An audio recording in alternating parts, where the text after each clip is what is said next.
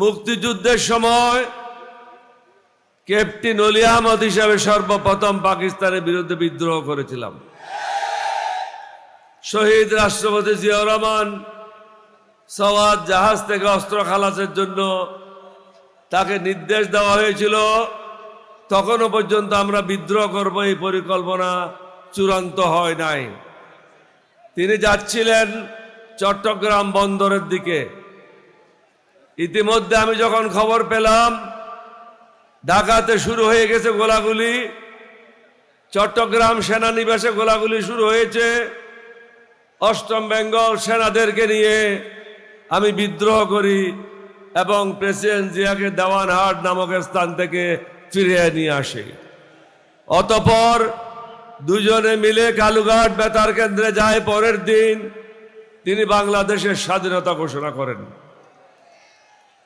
আমরা কেন সেদিন পাকিস্তান থেকে স্বাধীনতা চেয়েছিলাম? ওরাও তো আমাদের ভাই। কারণ আমাদের যে ন্যায্য অধিকার ছিল সে অধিকার থেকে আমাদেরকে বঞ্চিত করেছিল। বাংলাদেশের লোকজন বিদেশে যাওয়া খুবই কঠিন ছিল। এখন 1 কোটির উপরে বাংলাদেশের লোক বিদেশে আছে। রাওয়ালপিন্ডিতে এমবেসি থাকলে আমাদের দেশের লোকেরা বিদেশে যেতে পারত না। আমাদের যে অর্থনীতি হয়েছিল সেই অর্থনীতি হতে পারত না। আজকে হাসিনার এবং তার দোসররা, কিছু দুর্নীতিবাজ ব্যবসায়ীরা 234 বিলিয়ন ডলার বাংলাদেশ থেকে পাচার করেছে। এই টাকা যদি থাকতো বাংলাদেশ পৃথিবীর মধ্যে অন্যতম একটা ধনী দেশ হিসাবে পরিণত হতো। বাংলাদেশের মানুষের কোনো সমস্যা নাই, উর্বর জায়গা, আল্লাহর মেহেরবানি। এরকম জায়গা পৃথিবীতে কোনোখানে নাই।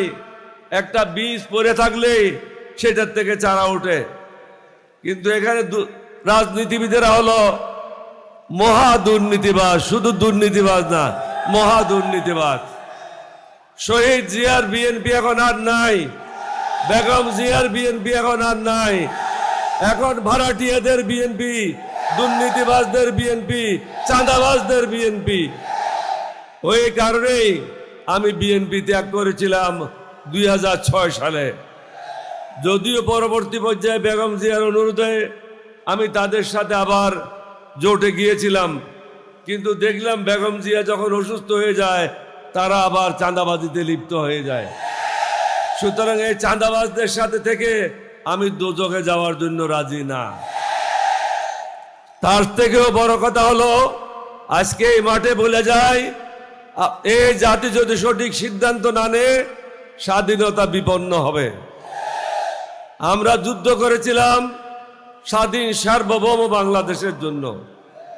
এখন একটা দল বিদেশিদের দালালি করছে, তাদের ইচ্ছা অনুযায়ী কাজ করছে, তাদের ইচ্ছার বাইরে যেতে পারবে না। আমি বলেছিলাম এরশাদকে একটা চেইন লাগিয়েছিল, এরশাদের ভাই তাদেরকে 2টা চেইন লাগিয়েছিল ভারতে। এখন যারা আমাদের বিরুদ্ধে নির্বাচন করছে তাদেরকে 3টা চেইন লাগিয়েছে। সুতরাং ভারতের বাইরে, রর বাইরে তারা যেতে পারবে না। আমরা চাই না এই দেশ ভারত শাসন করুক। সিদ্ধান্ত নিতে হবে, সেই সিদ্ধান্ত হবে 11 দলীয় ঐক্য জোটকে ক্ষমতায় আনার জন্য ভোট দিতে হবে। যে যেখানে প্রার্থী আছে বিভিন্ন মার্কা নিয়ে আমরা আছি। আমি জামাত হই নাই, জামাতের লোকেরাও এলডিপি হয় নাই। আমরা স্ব পরিচয় নিয়ে এক জায়গায় একত্রিত হয়েছি। কেন একত্রিত হয়েছি?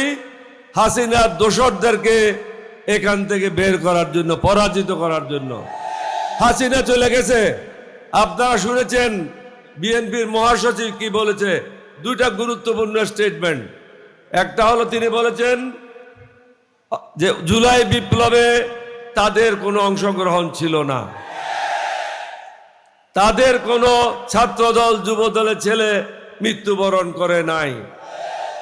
আর একটা গুরুত্বপূর্ণ কথা তিনি বলেছেন, আওয়ামী লীগের যারা আছে তার এলাকায় বা বাংলাদেশে তাদের বিরুদ্ধে কোনো মামলা করা হবে না।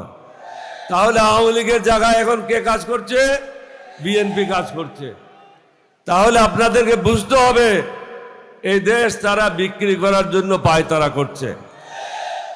আপনারা যদি নিজে পায়ের কুড়া মারেন, আপনাদের কেউ সাহায্য করতে পারবে না। আমি আবার বলে যাই সমগ্র জাতিকে, আমাদের 11 দলীয় ঐক্য জোটের পতাকা তলে ঐক্যবদ্ধ হন। কারণ আমরা সুশাসন চাই, আমরা ন্যায় বিচার চাই, দুর্নীতি মুক্ত সমাজ চাই, চাঁদাবাজ মুক্ত সমাজ চাই, এবং যারা বেঈমান মুনাফেক দেশদ্রোহী তাদের হাত থেকে বাংলাদেশকে মুক্ত করতে চাই। বাংলাদেশকে এগিয়ে নেওয়ার জন্য দরকার সঠিক ইমানদার লোক। ইমান যদি না থাকে তার কাছে কিছুই নাই। বেঈমান মুনাফেকদেরকে দিয়ে বাংলাদেশ আর চলবে না। আপনারা যেখানে যান এক একজন জামাত আমিরের ভূমিকায় অবতীর্ণ হবেন এবং প্রত্যেকটা জায়গায় গিয়ে যেখানে যান সবাইকে বলবেন দেশকে বাঁচান।